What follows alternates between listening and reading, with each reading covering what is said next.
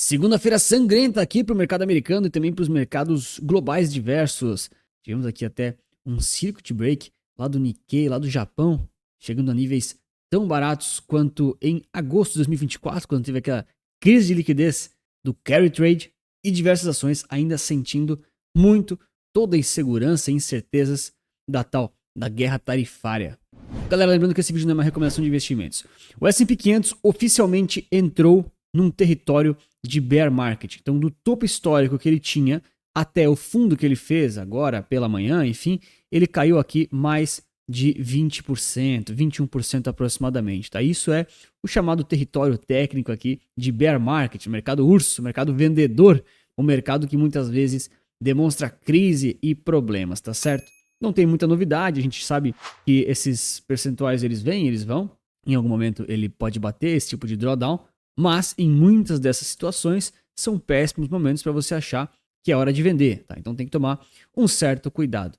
E sinceramente falando, vender aqui é uma coisa um pouco difícil, né? Mas eu ainda acho que nós não chegamos no fundo. Mas talvez isso nem seja tão importante assim para sua carteira e para o seu portfólio. Mas comenta para mim, esse momento de agora é crise ou oportunidade? Então agora nós já temos aqui um cenário diferente da semana passada, né? Mais de 50 países já procuraram os Estados Unidos para ver essa questão aqui da guerra tarifária de Donald Trump, para tentar aí entrar em acordos. E claro, a própria Europa já começou a sinalizar que tem interesse, que pode zerar as tarifas, que isso já estava na mesa. Cara, pouco importa quem está falando o quê, quem que já foi para lá. Parece que o Netanyahu do Israel já foi para lá, já foram conversar. Pessoal, uma hora ou outra as coisas vão mudando. Não adianta focar na lista dos países que já entraram em contato, porque isso é passageiro. Então, naturalmente, esses países que entram em contato, o que acontece, o que fica definido, naturalmente isso influencia os mercados. Mas não é isso que pode guiar suas decisões de investimento, tá? Esse aqui é o gráfico de 1 minuto do SPY, tá bom? Lá do S&P 500. E ele basicamente aqui, das 10h40 da manhã até ali às, sei lá, 11h15 aqui, 11h17, ele subiu 8,5%. Ou seja, o mercado está agindo de forma muito volátil e muito emocionada, tá? Por quê? Saiu um boato, e eles até comentam aqui, né, o pessoal da Unusual Whales, muito bom esse Twitter, eles têm um portal de notícias de sites, tá? Enfim, saiu um rumor aqui dizendo que havia uma possibilidade de uma pausa aqui de 90 dias em relação às tarifas, tá? Galera, eu tô gravando esse vídeo aqui, ó, meio dia e meio. Se esse boato voltar e realmente tiver uma pausa, não importa. Importa que quando eles falaram isso, o mercado, ó, ficou verde, explodiu. Vocês viram, né? Subiu aqui 8,5%. E depois a Casa Branca aqui negou o rumor, falou que não é isso aí é mentira, não sei o quê. E depois o mercado já despencou de novo, tá? Então qual que é a leitura aqui? Eu, Anthony, não estou preocupado se esse rumor é verdade ou mentira, tá? Porque vão ter outros rumores. Esse aqui pode ser verdade, as coisas podem voltar e, cara, não importa, tá? Não importa. O que importa é que o mercado está extremamente volátil, tá bom? E esse é um dos alertas bem importantes, porque muita gente agora está se guiando pela emoção ou, enfim, por achar que se tal notícia sair, se tal cenário for confirmado, agora sim é para comprar, ou então agora sim é para vender, né? O que é pior ainda, tá?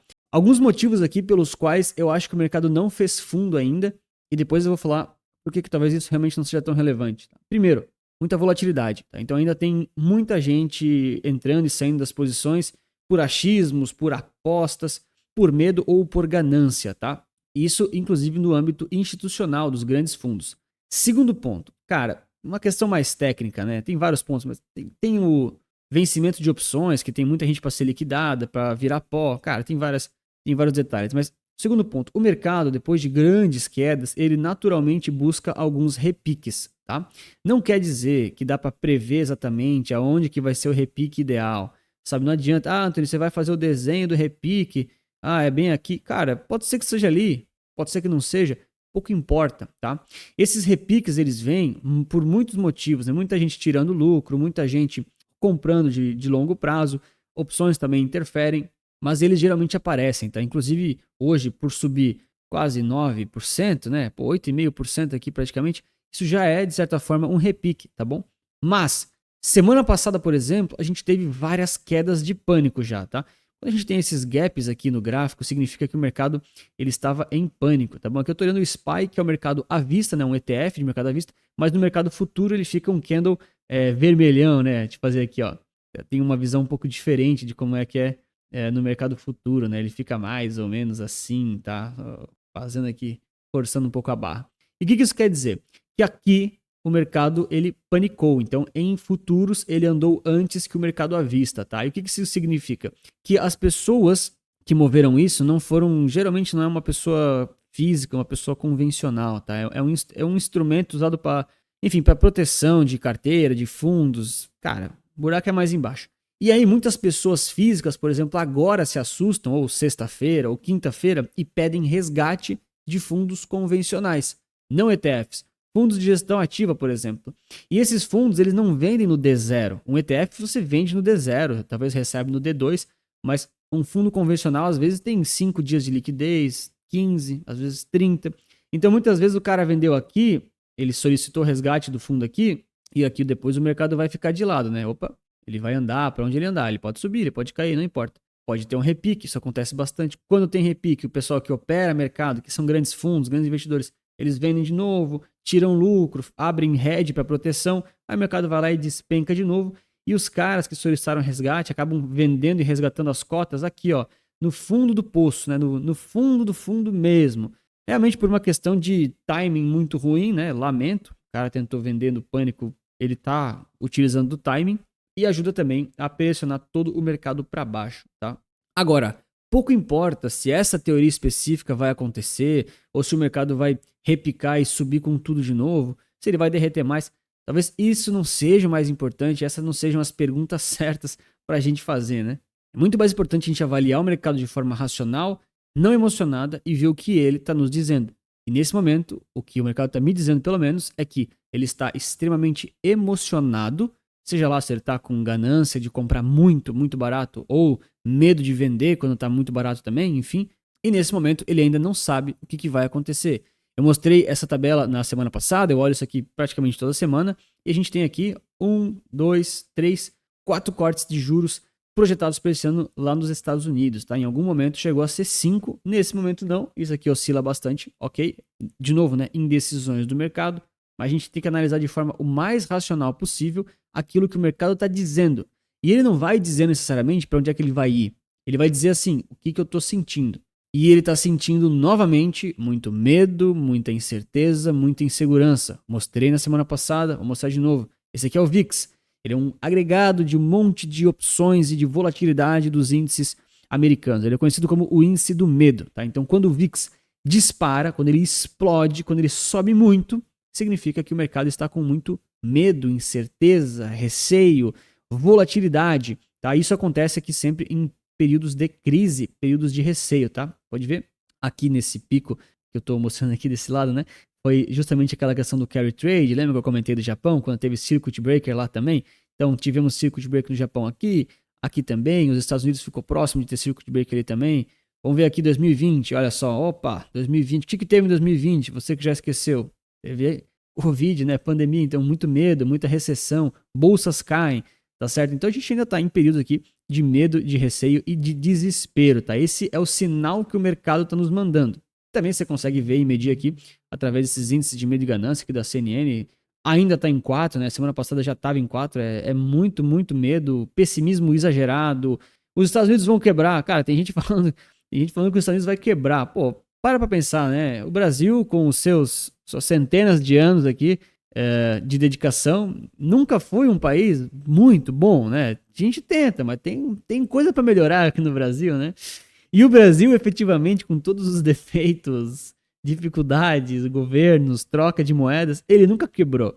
Então, se você é um investidor que considera que os Estados Unidos vão quebrar só por causa de tarifa ou porque a bolsa está caindo, e você acha que ele não vai ser competente o suficiente para não quebrar, coisa que o Brasil conseguiu ser. O Brasil conseguiu ser competente para não conseguir quebrar. Então, assim, você é esse cara aqui, ó, do extremo medo. Entende? Você tomou um lado. Não tem problema. São escolhas. No mercado financeiro a gente sempre fala, né? Para alguém comprar barato, alguém tem que vender barato. Ó, e já deixa o like, se inscreve aqui no canal. Tem muita gente nova que chegou e não se inscreveu ainda. Então, quando a gente está diante desses períodos de muito medo ou então de muita euforia, tá? Tem o lado contrário também, não é o caso de agora, mas também tem esse lado. A gente tem que sempre se fazer as perguntas certas. Quais são as perguntas certas? Cara, vamos começar fazendo as perguntas erradas. Primeira pergunta errada: é para comprar ou é para vender? É uma pergunta bem intencionada, mas é uma pergunta errada. Segunda pergunta, né? Já batemos no fundo? Pô, Anthony, você falou que acha que ainda não e tal. Eu falei porque eu preciso que as pessoas olhem de forma mais crítica, mas que agora entendam que não importa se é para bater no fundo ou se não é. Qual que é a pergunta certa? Quantos por cento de cada ativo você tem na sua carteira? Essa é a pergunta certa, tá? Isso aqui é uma demonstração, é um exemplo. Óbvio que não é uma recomendação de investimentos. É assim que eu monto para os clientes. Ela sai em 4 níveis, tá? É uma forma de ver os ativos, né? Tanto é que eu boto aqui, ó, ativo 11, para ninguém achar que é recomendação. Mas, por exemplo, se você sabe que na sua carteira você tem que comprar 8,4%, botei um número bem estranho para ninguém achar que é recomendação, de SP500, por exemplo, e agora ele caiu, né, para 8%, para 7,5%, né? Afinal, o S&P despencou, né? Então, naturalmente, ele teoricamente ele tem uma posição menor na sua carteira, né? Não é uma ciência exata, mas depende de toda a carteira, de toda a composição dela, mas naturalmente você tem menos do que 8,4%. Então, a pergunta certa é: quantos por cento você tem que comprar para voltar até o 8,4%? Muitos clientes vieram me perguntar hoje: pô, Anthony, cara, despencou, S&P, Nasdaq, Bitcoin também está caindo, posso comentar depois também. E aí, será que agora é hora de uma compra forte? Será que aguardar mais? Eu falo, cara, quantos por cento tá na tua carteira? A galera geralmente não sabe responder, né? Tranquilo, enfim. Então, perguntas que não falam por aí, né? É muito mais legal ficar falando pro pessoal, né? Quem vai comprar? Quem vai vender, cara? Enfim. E aí, as pessoas param e entendem que, tipo, esse aqui é só mais um momento para você continuar com a sua estratégia, continuar com o seu rebalanceamento. Então, o mundo ideal é você ter aqui os seus 8,4%, por exemplo, caiu para 8%, caiu para 7%, você vai rebalancear, vai comprar até chegar em 8,4%, por exemplo. 8,4% é um número estranho, né? Geralmente é um número tipo 10%, mas enfim, 5%, 20%, 50%. Mas você não pode comprar de 8,4% para 25% só porque está barato. E por que você não pode fazer isso? Porque esses momentos aqui, nesse caso de uma grande queda, bear market, será que é o fundo? Cara, esses momentos tem muita gente com medo, é verdade. Mas também tem gente que vai ter ganância. Então cuidado para não ser ganancioso de querer comprar mais do que você deveria só porque está barato. Realmente 20% de desconto, historicamente falando, é mais barato do que a média, ok? Mas você não pode sair do quê? Do seu plano e do seu perfil de risco. Porque senão você começa a assumir aqui na sua carteira, nas suas classes de ativos, percentuais, por exemplo, né, em renda variável americana, que deveria ser 30%, por exemplo, demonstração, você começa a ir para 50% ou 60%. E aí você sai do seu perfil de risco que você tinha planejado. Então, por isso que é tão importante ter uma carteira para seguir. Porque daí, nessas horas de agora, você não tem dúvidas. Você se pergunta do tipo, pô, quantos por cento mesmo? Você vai lá, olha, 8,4%. Desvalorizou aqui e ali, vou ter que comprar X%. E é isso, você segue na estratégia. Porque daí sim, você sistematicamente está comprando barato e vai vendendo caro quando se valoriza, mas dentro do seu perfil de risco, dentro do seu objetivo, que geralmente é ou renda passiva ou crescimento de patrimônio, né? São pelo menos as duas carteiras que eu ofereço para os clientes, com isso aí entregue bonitinho, com cada percentual e cada sistemática de rebalanceamento. Porque senão em qualquer queda ou qualquer alta você vai falar, pô, será que eu vendo mais do que eu deveria? Será que eu compro mais? Então você fica menos exposto a esse tipo de emoção, como o medo ou até como a ganância.